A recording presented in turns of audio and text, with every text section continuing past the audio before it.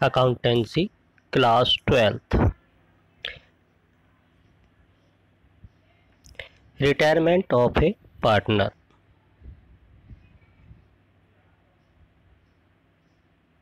Prepare revaluation account.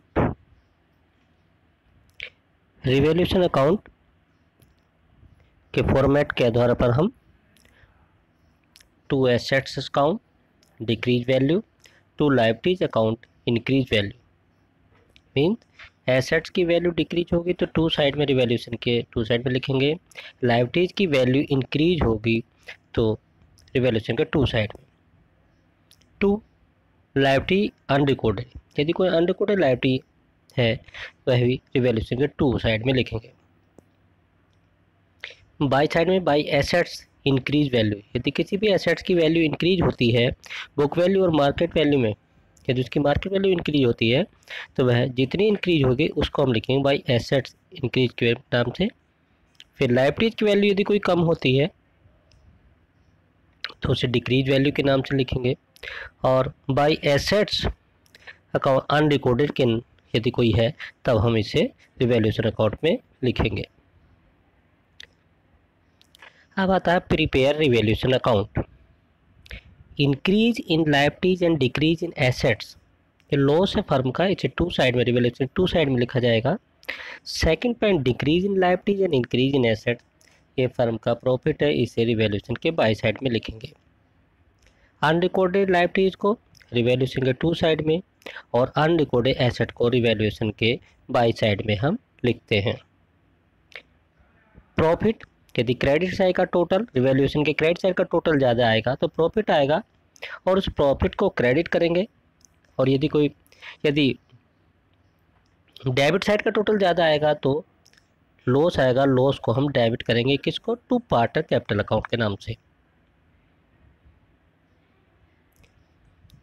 Example है Geeta, Sunita and Shahnaz are partners. Geeta retires on that date the balance sheet shows the following balance sheet. ये कुछ नाम है, इसमें हमें सवाल तो क्वेश्चन बड़ा है लेकिन यहाँ पर हमारे पास रिजर्व फंड लायबिलिटीज है, वर्कमैन कंपनसेशन फंड ये लायबिलिटीज है, इन्वेस्टमेंट फंड हमारी ये लायबिलिटीज है, इन्वेस्टमेंट एसेट्स है, स्टॉक एसेट्स है, पेटेंट एसेट्स है, मशीनरी एसेट्स है और गुडविल भी हमारी एसेट्स है। उसके आगे कहता है the following is agreed upon between the partner और गीता रिटायरमेंट। रिटायरमेंट, गीता के रिटायरमेंट पे जो पार्ट है उनके बीच में जो समझौता हुआ है वो है, कहता है there is no liability on account of workman compensation fund. Second, reserve fund is not to be distributed. Third, investment are valued at ₹46,000। Stock is under valued by 20%। Patents are valueless. Machinery depreciated by 20% और goodwill is valued at ₹60,000। इसमें revaluation account भी बनाना और general entry भी हमें record करनी है। सबसे पहले हमें रिवैल्यूएशन अकाउंट बनाना है। तो रिवैल्यूएशन अकाउंट में हमारे पास केवल तीन एडजस्टमेंट है, तीन पॉइंट है। इसमें दे रखा स्टॉक की वैल्यू 8,000 रुपये थी, जो एडजस्टमेंट कहता है stock is under valued by 20%।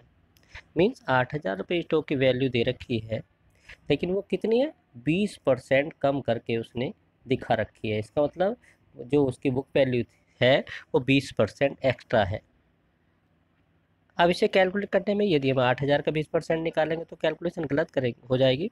तो हम इसे करने के लिए हमारे पास आता है कि हम बुक वैल्यू मान लेते हैं। अब बुक वैल्यू 20% कम है, मान लें 100% है, 100 में से 20% का 20% कम तो 80% बचा। अब 80% इज इक्वल टू 8,000 तो 20% इज इक्वल टू सिंपल है 2,000 होगा। इसका मतलब उसने 2,000 से उसकी कीमत वैल्यू कम कर रखी है स्टॉक की। तो हमें स्टॉक की वैल्यू को बढ़ाना है और अब लिखा उसमें by stock account 2,000।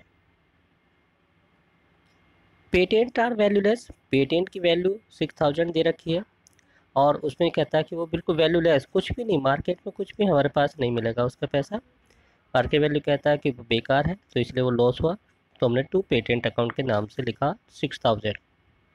Machinery depreciate by 20%, machinery का 20% कम होना है तो मशीनरी की वैल्यू 1 लाख है, उसका 20% यदि हम कम करें 20,000 उसका वैल्यू कम हो जाएगी तो मशीनरी लॉस हुआ तो टू मशीनरी अकाउंट 20,000। हमने दोनों साइड, इसका 2 साइड का टोटल हमारे पास आया 26,000, जबकि बाई साइड में हमारे पास केवल स्टॉक 2,000 का हमें प्रॉफिट हुआ था। इसका मतलब फर्म को लॉस कितना हुआ, 24,000। उस 24,000 को गीता, सुनीता और शहनाज को इनके जो रेशियो था उस रेशियो में हम इसे डिस्ट्रीब्यूट कर देंगे। यहाँ पर रेशियो इक्वल है, इसलिए उन्हें इक्वली किया 8,000 8,000 8,000 से। इस प्रकार से हमने रिवैल्यूएशन अकाउंट बनाया। इस रिवैल्यूएशन अकाउंट के द्वारा आगे इसमें और भी नाम दे रखे हैं, एडजस्टमेंट जनरल एंट्री बनानी है, वो दूसरे नेक्स्ट वीडियो में आपको बताऊंगा।